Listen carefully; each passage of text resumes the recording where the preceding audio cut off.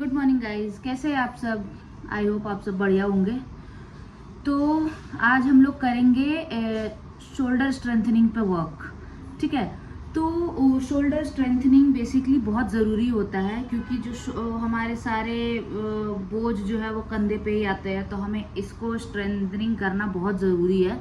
तो इसके स्ट्रेंथनिंग के लिए कुछ कुछ एक्सरसाइजेज हैं जो हम करेंगे।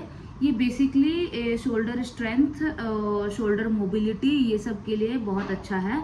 तो सबसे पहले शोल्डर को स्ट्रेंथनिंग करने के लिए हमारा पोस्चर ठीक होना बहुत बहुत ज़रूरी है, और मोबिलिटी में बहुत ज़्यादा हेल्प करता है, और एस्थेटिक अपील देता है। जिनके शोल्डर्स अच्छे दिखते हैं, जब आप वर्क करोगे अपने शोल्डर पे तो आपके शोल्डर बहुत ही अच्छे से दिखेंगे, तो वो बहुत अपीलिंग होता है, तो जिसको हम कहते हैं एस्थेटिक अपील। ठीक है। और अगर आप किसी फंक्शनल ट्रेनिंग में जा रहे हो, जैसे आप कैलिस्थेनिक सीखने जा रहे हो या कुछ भी ट्रेनिंग जिम करने जा रहे हो, तो शोल्डर की मोबिलिटी, शोल्डर की स्ट्रेंथनिंग बहुत इंपॉर्टेंट रोल प्ले करता है। ठीक है। तो आप शोल्डर स्ट्रेंथनिंग के लिए ये सब प्रैक्टिस कर सकते हैं, जो मैं अभी करवाऊंगी। ठीक है। तो ये सब प्रैक्टिस करने के लिए कुछ कुछ आसन से, ज़्यादा कुछ नहीं है वैसे तो। शोल्डर मोबिलिटी के लिए बहुत सारे हैं, जैसे शोल्डर वार्म अप के लिए ये सब movement, back and up, back and forward roll. ठीक है। उसके बाद हैंड्स के रोल, फिर शोल्डर को ईयर तक टच करना, ये सब तो बेसिक वार्म अप है।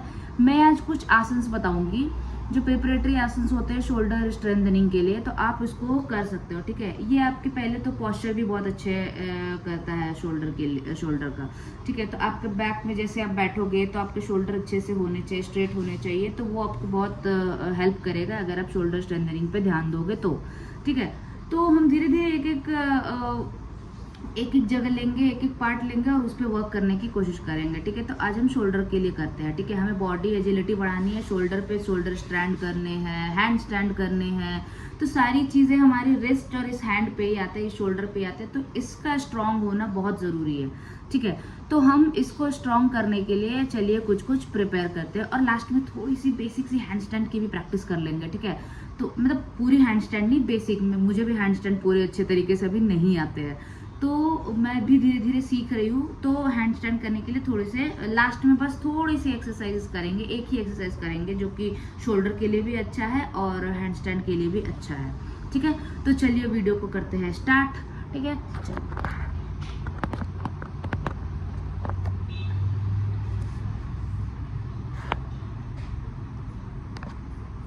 तो शोल्डर को स्ट्रेंथनिंग करने के लिए सबसे पहला एक्सरसाइज है high plank to elbow Planck.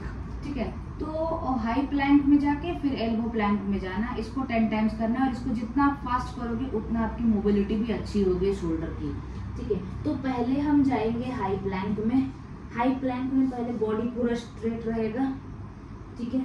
Body straight रहने के बाद पहले राइट हैंड को एल्बो में ले जाएंगे, दूसरे को एल्बो में, यहाँ स्टे किया, फिर राइट से वापस फुल प्लैंक, फिर लेफ्ट से एल्बो प्लैंक, फिर लेफ्ट से फुल प्लैंक। ये ऐसे ऐसे दिखेगा आपको जल्दी जल्दी में। ठीक है। तो ये आपको करने हैं 10 to 20 टाइम्स। ठीक है। तो जब आप ये 10 to 20 टाइम्स करोगे तो आपके ये ऑलरेडी बहुत स्ट्रांग हो जाएंगे, ये आपकी प्रैक्टिस भी रहेगा। दूसरा हो गया हमारा फॉरवर्ड बेंड, ये शोल्डर टैप जो हम करते हैं ना, शोल्डर टैप, तो इसको थोड़ा इस बार डिफरेंट तरीके से करेंगे। शोल्डर टैप कैसे करेंगे, समस्थिति में पहले खड़े होंगे। ठीक है। उसके बाद दोनों हाथों को फॉरवर्ड बेंड करते हुए लेग्स के पास ले जाएंगे। अगर आप लेग्स के पास नहीं हो तो आप मूव करके भी ले जा सकते हो, तो आप कोशिश करें स्ट्रेट लेके जाए। फिर हैंड से वॉक करते हुए प्लैंक पे आना है, फुल प्लैंक। फुल प्लैंक के आने के बाद 4 बार शोल्डर टैप, 4 बार शोल्डर टैप, फिर वापस। ये आपका एक राउंड काउंट हुआ। ऐसे आपको 10 टाइम्स करने हैं। तो मैं नीचे गई, हैंड से वॉक किया, फुल प्लैंक में आई, शोल्डर टैप किया 4 टाइम्स, और वापस वॉक करते हुए वापस आए और खड़े हो गए। एक बार और दिखा दे रही हूँ। ऐसे जाने हैं, वॉक किया हैंड से, शोल्डर टैप और वापस आए। ठीक है, अब नेक्स्ट कैसे करना है, ये आपको 10 to 20 टाइम्स ये भी करने हैं। ठीक है, नेक्स्ट क्या करने हैं हमें, नेक्स्ट करने हैं, पहले हम डाउनवर्ड फेसिंग डॉग पे जाएंगे, माउंटेन पोज ऐसे जिसको बोलते हैं हम। ठीक है, उसके बाद एक पैर राइट लेग उठाएंगे, जितना हो सके जैसे हो सके स्ट्रेट ले आके आपको वापस आगे लाना है लेग्स को, आपके नी को अपने नोज पे टच करने की कोशिश करें। तो आप आगे आइए, नो को टच कीजिए, फिर अप, फिर आगे आइए, नी को नोज से टच कीजिए और up. 1 leg at a time, 1 leg से 10 टाइम्स। जब आपका राइट लेग हो जाए फिर आप लेफ्ट से करना। तो लेफ्ट से कैसे करेंगे, लेफ्ट लेग स्ट्रेट अप, आगे लाए, अपने आप को भी आगे किया, अपने नी को नोज से टच किया, वापस गए स्ट्रेट, फिर आगे आए, नोज को नी से टच किया, फिर बैक, फिर नोज को नी से टच किया और बैक। 10 टाइम्स ईच करने हैं हमें। ठीक है, तो जब ये हो जाए उसके बाद हम करेंगे माउंटेन क्लाइंबर्स। ठीक है, तो माउंटेन क्लाइंबर्स तो सबसे इजी है, ये तो सबसे बेस्ट एक्सरसाइज है शोल्डर स्ट्रेंथनिंग के लिए। तो माउंटेन क्लाइंबर कैसे करना है, हमें प्लैंक पे आना है और दोनों लेग्स को ऐसा लग रहा है जैसे आप रनिंग कर रहे हो। इसको 50 टाइम्स करने हैं और इसके 3 सेट करने हैं। एक सेट किए 50 टाइम्स, सेकंड सेट किए 50 टाइम्स, थर्ड सेट किए 50 टाइम्स। अभी कैसे करने हैं हमें, जब हम प्लैंक पे फुल प्लैंक रहेंगे तो मेरा जो राइट नी है वो राइट हैंड को टच करेगा, लेफ्ट हैंड लेफ्ट नी को टच करेगा। ये आप फिर ऐसे करोगे। ठीक है, और जब जल्दी जल्दी करना हो इसको ऐसे 50 टाइम्स करने हैं। फिर जब आप ये कर लो उसके बाद हम क्रॉस नी टच करेंगे, क्रॉस नी एल्बो टच। अब क्रॉस नी एल्बो टच कैसे करना है, तो सेम पोजीशन में जैसे माउंटेन क्लाइंबर पे हम गए थे, स्ट्रेट जाएंगे, अपना राइट नी लेफ्ट एल्बो के पास, फिर लेफ्ट नी राइट एल्बो के पास, ऐसे क्रॉस टच करेंगे। ठीक है, इसको आपको 50 टाइम्स करने हैं। ठीक है, ये आप इसको 3 सेट में कर सकते हो या फिर एक बार 50 टाइम्स कर भी दोगे तो आपका एक सेट में हो जाएगा, ये आप कर लेना। ठीक है, उसके बाद दूसरा एक चीज है, एक और है जिसको हम कहते हैं लिजर्ड जंपिंग। तो लिजर्ड जंपिंग कैसे होते हैं, ठीक है, हम पहले अधोमुख डाउनवर्ड फेसिंग डॉग में जाएंगे, अधोमुख स्वानासन। ठीक है, उसके बाद अपना राइट लेग को दोनों हैंड के बाहर रखेंगे। ठीक है, ये हो गया। फिर वापस आएंगे, फिर लेफ्ट लेग को बाहर रखेंगे दोनों हैंड के। तो ये हमें जल्दी जल्दी करना है, ऐसे ऐसे ऐसे ऐसे।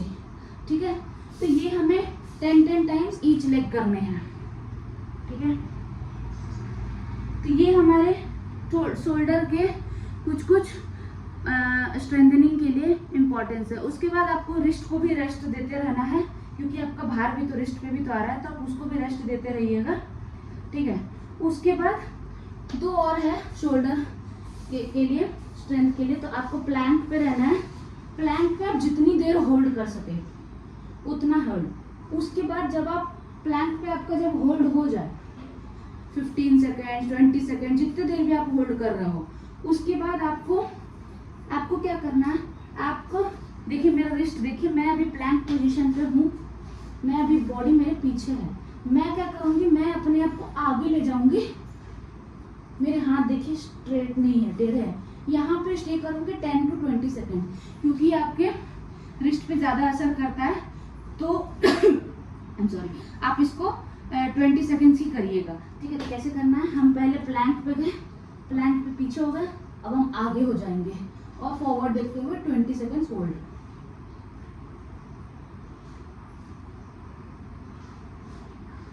ठीक है, तो ये है कुछ शोल्डर्स के स्ट्रेंथनिंग के लिए। बाकी मैंने आपको प्रॉमिस किया था कि मैं आपको हैंड स्टैंड के एक बेसिक आसन दिखाऊंगी कैसे करना है, तो वो मैं बताती हूँ। तो हम दीवार के सहारे करेंगे, ठीक है। तो उसको कैसे करना है, हम पहले अपने मैट को वॉल के पास ले जाएंगे। उसके बाद मैं एल शेप की तरह बैठूंगी, ठीक है। दीवार पे अपने अपर बॉडी को रखूंगी और जितना दूर मेरा पैर है वहां पे हाथ रखूंगी, ठीक है।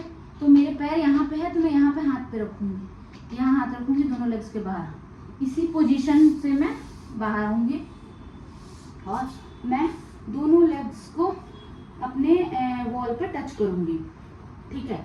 उसके बाद अभी मेरे हैंड के पोजीशन वही रहने चाहिए, हमें कुछ नहीं अब चेंज करने हैं। जब हम ऐसे कर लेंगे हम उठ जाएंगे, ठीक है। उसके बाद मैं अपने लेग्स को दीवार पे ले जाऊंगी और एल बनाने की कोशिश करूंगी।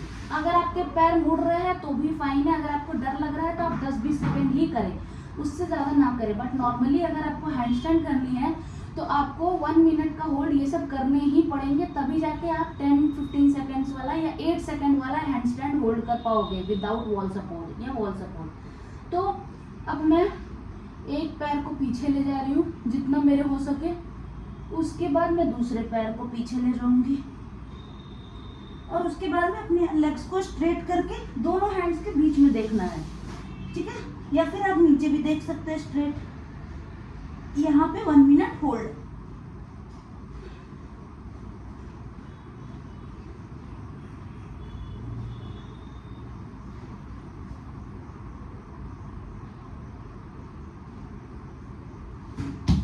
फिर वैसे वापस आना है, ठीक है। मैं फिर से दिखा दे रही हूँ कैसे करना है हमें। पहले हम वॉल के सपोर्ट पे आ जाएंगे, फिर मेरे लेग्स जितने दूर है उतने दूर पे मुझे हैंड रखने हैं और मैं वहाँ से वापस आके टेबल पोज में पहले आऊँगी, दोनों लेग्स को टच करूँगी वॉल पे। उसके बाद मैं डाउनवर्ड फेसिंग डॉग पे जाऊँगी। उसके बाद मैं अपने एक एक लेग को वॉल पे टच करूँगी। मेरे हैंड्स मूवमेंट अभी हुआ ही नहीं है, मैं वहीं पे रखूँगी, ठीक है, ठीक है। ये एक हो गया। उसके बाद लेग्स को आप जितना ऊंचा ले जा सके आप ले सकते हो और स्ट्रेट करने की कोशिश करो और बीच में देखें, ठीक है। तो ये हो गए हैंडस्टैंड के लिए। ये भी शोल्डर के लिए बहुत अच्छा है क्योंकि आपकी बॉडी पे पूरा शोल्डर पे आपकी पूरी बॉडी आ रही है, तो ये आप इसको करें, ठीक है। एक और मैं बता देती हूँ जो शोल्डर स्ट्रेंथनिंग के लिए बहुत अच्छा है, डॉल्फिन पुशअप शोल्डर के लिए। तो डॉल्फिन पुशअप कैसे करना है, हमें पहले दोनों एल्बो को टच करने हाथ से उतने डिस्टेंस पे हाथ रखने हमें। जैसे ऐसे किया मैंने, दोनों एल्बो को टच हो पा रहा है, मैं वैसे आगे रखूंगी और फिर दोनों हाथों को ओपन करके मैं ऐसे रख दूंगी। उसके बाद मैं अपनी बॉडी को उठाऊंगी।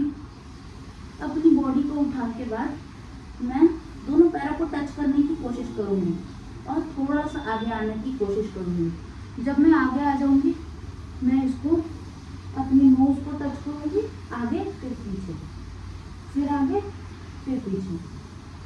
इसको कहते हैं डॉल्फिन पुशअप। आप डॉल्फिन पोज में आओगे, पिंचा मयूरासन, ऐसे आओगे और ये आपको करेगा। ये आपको पिंच मयूरासन में भी बहुत अच्छा हेल्प करता है, ठीक है।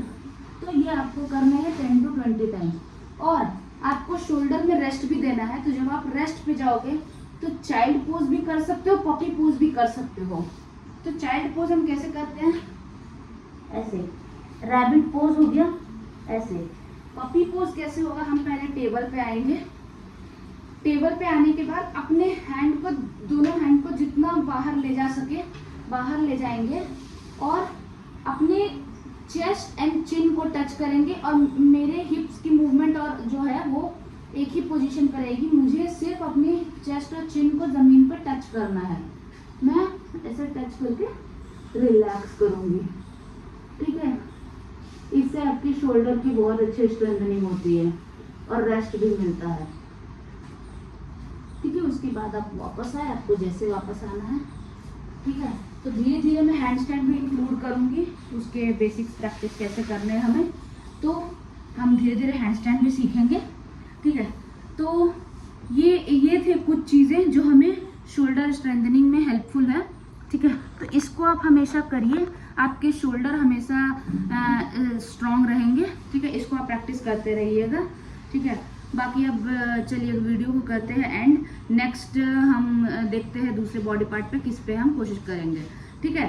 तो एजिलिटी के लिए आपका शोल्डर पे स्ट्रेंथ होना बहुत ज़रूरी है। तो अभी हम सिर्फ एजिलिटी पे मूव कर रहे हैं, तो हम पहले शोल्डर के लिए शोल्डर को अजाइल बनाएंगे, उसके बाद फिर धीरे धीरे हम और एक बॉडी पार्ट पे करते जाएंगे। तो हमारी कैलिस्थेनिक्स के भी सीरीज स्टार्ट हो जाएंगे वो अच्छे से, ठीक है। तो अभी फिलहाल जो योगा है, जो आसन से जो चीज़ बहुत ज़रूरी होते हैं कैलिस्थेनिक्स सीखने के लिए, कैलिस्थेनिक्स बहुत टफ है, ठीक है। पहली बात, कोई इजी नहीं है।